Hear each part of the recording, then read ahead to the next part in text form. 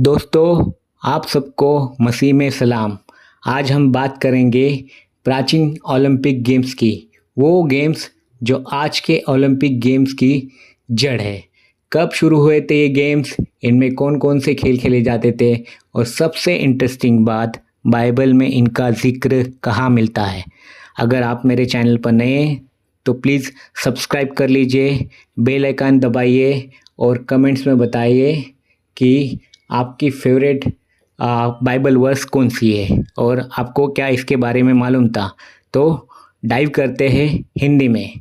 दोस्तों, प्राचीन Olympic games की शुरुआत हुई थी 776 ईसा पूर्व में, यानी लगभग 2800 साल पहले। ये गेम्स ग्रीस के ओलंपिया नामक पवित्र स्थान पर आयोजित होते थे, जो ज्यूस देवता को समर्पित था।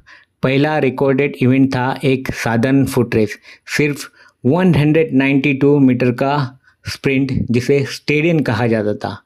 पहले 13 ओलंपियाड्स में तो सिर्फ यही एक इवेंट था, लेकिन धीरे धीरे ये बढ़ते गए।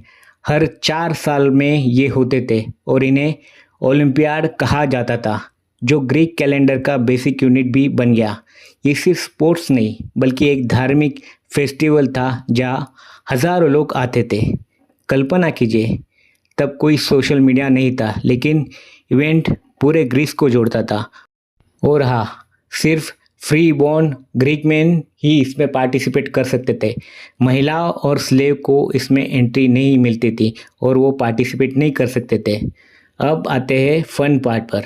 गेम्स की शुरुआत में सिर्फ रनिंग होती थी, लेकिन 8वीं और 7वीं शताब्दी में, मतलब 8वीं 7वीं शताब्दी ईसा पूर्व तक इवेंट्स बढ़ गए। कुल मिलाकर 5 दिनों का फेस्टिवल बन गया, जिसमें track and field, combat sports और इक्वेस्ट्रियन इवेंट शामिल थे। अभी ये कौन से इवेंट्स थे, इनकी आपको मैं लिस्ट देता हूँ। पहला है रनिंग इवेंट्स। अभी इसमें क्या क्या आता है? स्टेडियम शॉर्ट स्प्रिंट कहा जाता है इसको। डायलॉस डबल लेंथ की थी। डेली चॉस लॉन्ग डिस्टेंस का था, जिसको 7 से लेके 24 स्टेडिया तक मतलब रनिंग करते थे शायद वो। रनर्स नंगे दौड़ते थे। हाँ, न्यूडिटी ये जो था ना, ये कल्चर ग्रीक में नॉर्मल था। दूसरा है पेंटाथलॉन। ये था मल्टी इवेंट। इसमें होती थी जंपिंग, डिस्क थ्रो जो आज भी खेली जाती है, जेवलिन थ्रो, स्प्रिंट और रेसलिंग। जो जीतता वो सुपर एथलीट माना जाता था। तीसरी इवेंट है कॉम्बैट स्पोर्ट्स। बॉक्सिंग जो हाथों में लेदर ट्रैप्स लगा के की जाती थी। रेसलिंग में कोई नियम नहीं था, नो होल्ड्स बार्ड, जैसे WWE में खेलते थे ना, बचपन में देखते थे, लेकिन वो नकली होती है, लेकिन ये सही में खेलते थे। और पैंक्रेशन नाम की बॉक्सिंग होती थी। वो रेसलिंग और बॉक्सिंग का मिला जुला रूप था, जैसे मिक्स मार्शल आर्ट। और इसमें 2 ही नियम थे। इसमें आप दांतों के ऊपर और आंखों के ऊपर नहीं मार सकते थे। जो चौथी इवेंट थी उसे कहा जाता था इक्वेस्ट्रियन। इसमें चैरियट यानी रथ की रेसिंग होती थी। घोड़े से चलने वाली रेस थी ये, जो सबसे ग्लैमरस मानी जाती थी। महिलाएं तो पार्टिसिपेट नहीं कर सकती थी, लेकिन वो चैरियट ओनर बन सकती थी और जीत सकती थी। विजेता को मिलता था एक ऑलिव रिंग, जो जैतून के पत्ते होते ना, उससे बना हुआ एक मुकुट हुआ करता था। गोल्ड नहीं मिलता था, लेकिन इससे क्या होता था, वो अगर गोल्ड भी नहीं था, लेकिन इससे लाइफ टाइम की फेम मिलती थी और बहुत जो व्यक्ति जीतता था वो बहुत ही फेमस हो जाता था। स्टेडियम में इसे देखने के लिए 40,000 लोग बैठे होते थे, तो ये काफ़ी बड़ी बात थी। अब सबसे क्यूरियस पार्ट, बाइबल में प्राचीन ओलंपिक का जिक्र कहीं है या नहीं? तो इसका उत्तर है, बाइबल में प्राचीन ओलंपिक का डायरेक्ट मेंशन नहीं है, क्योंकि बाइबल जूइश और क्रिश्चियन ट्रेडिशन से आती है, न कि ग्रीक पेगन कल्चर से। लेकिन न्यू टेस्टमेंट में अपोस्टल पॉल ओलंपिक के जैसे गेम्स का यूज़ करते थे स्पिरिचुअल लेंसेस के लिए। पॉल जब करिंथियस में रह चुके थे, जहाँ इस्टमियन गेम्स जो ओलंपिक जैसे होते थे, वो उसके साथ मतलब उनको जानकारी थी उनके बारे में। तो वो जो न्यू टेस्टमेंट में 4 बाइबल स्क्रिप्चर है, वह उसका कैसे इस्तेमाल करते हैं मैं आपको बताता हूँ। तो दोस्तों, बाइबल का वो वचन जहाँ पर अपोस्टल पॉल क्लियरली इस गेम्स को मेंशन करते हैं, मतलब वो ओलंपिक शब्द का इस्तेमाल नहीं करते या किसी भी गेम का नाम का इस्तेमाल नहीं करते। वो जो गेम खेले जाते थे उनका उपयोग करते हैं उदाहरण देने के लिए। जो वचन है वो है 1 कुरिन्थियों चैप्टर 9 24 से 27 तक पढ़ना है। मैं आपके साथ पढ़ता हूँ। कुरिन्थियों ये जगह थी ग्रीस में, इसलिए उन्होंने यहाँ पे मेंशन किया है। क्या तुम नहीं जानते कि जो मैदान में दौड़ते हैं सब तो दौड़ते हैं, परंतु इनाम एक ही लेता है। इसलिए तुम ऐसा दौड़ो कि इनाम ले सको। और हर एक जो कुश्ती लड़ता है वो सब बातों में संयमी होता है। सो वे तो इसलिए कि एक नाशमान मुकुट पाए, पर हमें तो अविनाशी मुकुट मिलने वाला है।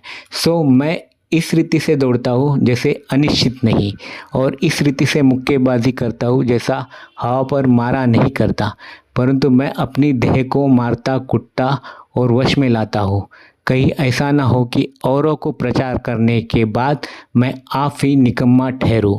तो देखा, 3 चीज़ों का यहाँ पे उन्होंने इस्तेमाल किया है। वो है कुश्ती, आसमान मुकुट और दौड़।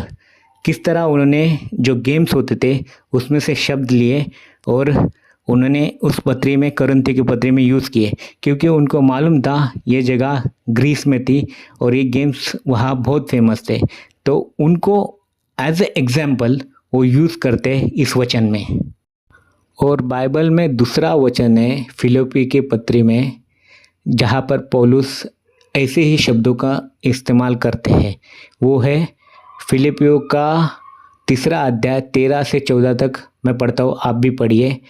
हे भाइयों, मैं अपने को यह नहीं समझता कि पकड़ लिया, परंतु केवल यह एक काम करता हूँ कि जो बातें पीछे रह गई उनको भूलकर आगे की बातों की ओर बढ़ता हुआ परमेश्वर की उस बुलाहट के इनाम के लिए जो मसीह यीशु में ऊपर की ओर से बुलाती है, निशानी की ओर दौड़ा चला जाता हूँ।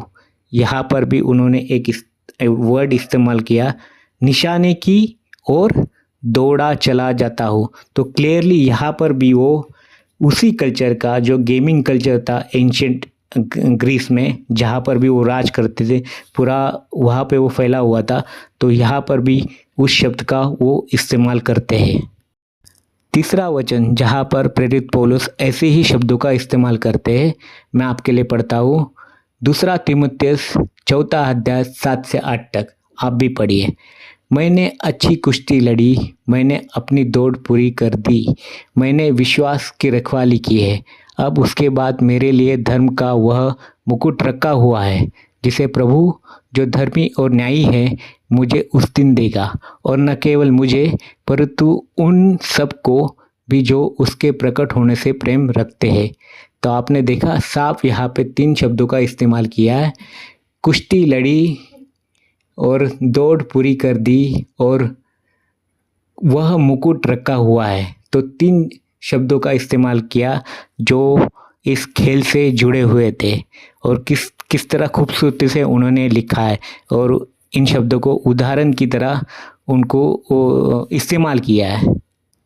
चौथा बाइबल का वचन है जहाँ पर प्रेरित पौलुस एक ही शब्द का इस्तेमाल करते हैं, वो है इब्रानियों की पत्री 12 अध्याय 1 से 2 मैं पढ़ता हूँ, आप भी पढ़िए।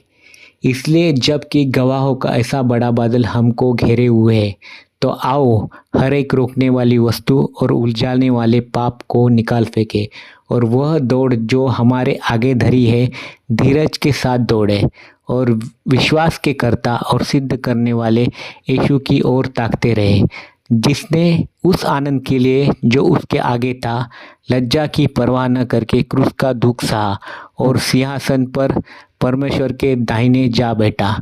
तो देखा, यहाँ पर उन्होंने एक ही शब्द का इस्तेमाल किया है, दौड़, और वह दौड़ जो हमारे आगे धरी है धीरज के साथ दौड़े। तो किस तरह उन्होंने उनके जो कल्चर का इस्तेमाल बाइबल को लिखते समय किया। उन्होंने कभी ओलंपिक का डायरेक्टली शब्द यूज़ नहीं किया क्योंकि वो पेगन कल्चर से था, लेकिन जो गेम्स थे उनका कल्चर का हिस्सा थे और इसीलिए उन्होंने इस शब्दों को चुना और अपने जब वचन वो लिखते थे तभी उनका इस्तेमाल किया।